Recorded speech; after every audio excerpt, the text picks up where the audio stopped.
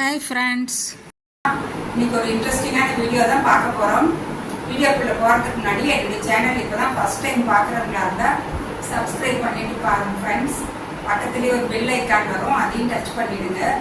அப்போ தான் பக்கத்துலேயே இன்னொரு ஆளுன்னு சொல்லி ஒரு ஆப்ஷன் வரும், அதையும் டச் பண்ணிவிட்டா நான் போடுற வீடியோ எல்லாமே உங்களுக்கு உடனே நோட்டிஃபிகேஷன் கிடைச்சிடும்.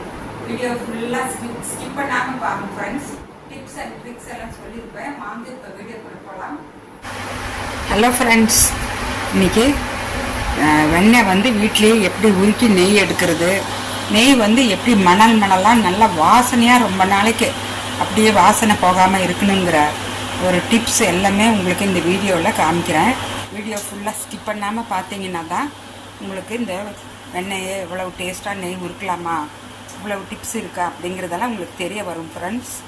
பாருங்கள், இந்த வெண்ணெய் வந்து நல்லா ஃப்ரீசரில் வச்சு நீங்கள் முதல் நாள் நைட்டே ஃப்ரீசரில் வச்சு அப்புறம் எடுத்திங்கன்னா இந்த பட்டர் பேப்பரில் ஒரு துளி வெண்ணெய் கூட ஒட்டாமல் உங்களுக்கு அப்படியே ஈஸியாக வந்துடும். அது அப்படியே நம்ம ஒரு அடிகனமான ஒரு பாத்திரத்தில் போட்டு தான் உருக்க போகிறோம். பாருங்கள், நான் இப்போ இந்த இரும்பு வாணலி தான் எடுத்து வச்சுருக்கேன். இரும்பு வாணலியில் இது மாதிரி செய்கிறதெல்லாம் ரொம்பவே நல்லா வாசனையாகவும் இருக்கும். ரொம்ப நாளைக்கு எங்களுக்கு அதனோட ஃப்ளேவர் போகாமல் நல்லாயிருக்கும்.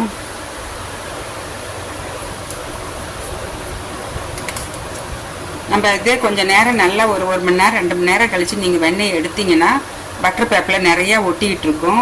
உங்களுக்கு அதெல்லாம் வந்து எடுக்கிறதுக்கே கொஞ்சம் டைம் ஆகும், நிறையா வேஸ்ட்டும் ஆகும். பாருங்கள், இப்போ எதுவுமே பட்டர் பேப்பரில் ஒட்டாமல் அப்படி சில்லுன்னு இருக்கிறப்போ நீங்கள் எடுத்துடணும். எப்படி செய்கிறதுன்னு பார்க்கலாம். இது மாதிரி அடிகனமான பாத்திரம் தாங்க மெயின். முக்கியமாக இரும்பு கடாய் இருந்தால் அதில் போட்டுக்குங்க. அதுதான் முக்கியமான ஒரு பாயிண்ட். இதில் இரும்பு கடாயில் போட்டு உருக்க போகிறேன். இப்போ நல்லா இப்படி தண்ணி ஊற்றி கழுவிக்கலாம் 2 தடவை. அந்த ஐஸ் கரைஞ்சப்பறம் நல்லா தண்ணியை ஊற்றி நீங்கள் இது மாதிரி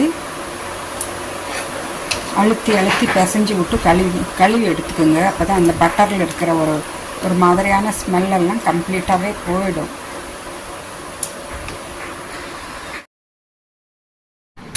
ஃப்ரெண்ட்ஸ், இப்போ கழுவுன வெண்ணெயை அடுப்பில் வச்சு பாருங்கள். இது மாதிரி நல்லா கலந்து விடுங்க. ஸ்டவ்வை பாருங்கள், நான் எப்படி வச்சுருக்கேன். ரொம்ப லோ ஃப்ளேமில் தான் வச்சுருக்கேன். ஸ்டவ்வை வந்து வெண்ணெய் கம்ப்ளீட்டாக நெய்யாக ஆற வரைக்கும் லோ ஃப்ளேம்லேயே தான் இருக்கணும். ஹையாக வச்சு வெண்ணெயை உருக்கவே கூடாது. இப்போ கொஞ்சம் ஒரு 1/2 டீஸ்பூன் உப்பு ஆட் பண்ணியிருக்கேன். 1/2 டீஸ்பூனே போதும். தூள் உப்பே போடுங்க. பாருங்கள், போட்டு நல்லா அப்பப்போ ஒரு 20 செகண்ட்ஸ்க்கு ஒரு தடவை கலந்து விடுங்க. அப்போ தான் அடி பிடிக்காமல் இருக்கும். ஏன்னா அடியில் ஒரு மாதிரி கெட்டியாக பிடிச்சிக்கும்.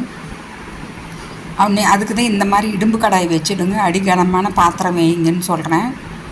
அடி பிடிச்சா நெய்யோட ஃப்ளேவரே போயிடும். இப்போ பாருங்கள், இந்த மாதிரி கொஞ்சம் நேரத்துக்கு ஒரு தடவை இப்படி கலந்து விட்டிங்கன்னா அந்த மாதிரி நுரைச்சிக்கிட்டு வந்ததெல்லாம் போய் ஒரு மாதிரி மேலே பாருங்கள் நெய் வந்து வெளியில் வர தெரியுது.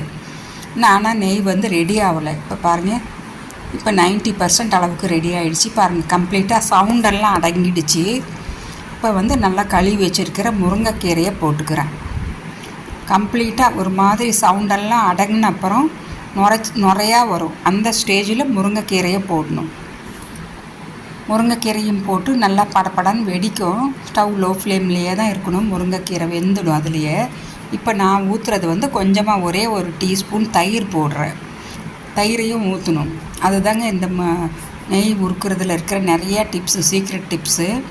இப்போ பாருங்கள், நான் வந்து ஒரு 1/4 டீஸ்பூன் அளவுக்கு வெந்தயத்தை நல்லா பவுட்ரு பண்ணி ஒரு பாட்டிலில் வச்சுருப்பேன். அதையும் ஒரு 1/4 டீஸ்பூன் அளவுக்கு தயிர் ஊற்றி கொஞ்சம் நேரத்துலேயே வெந்தய பவுடரும் போட்டுடுங்க.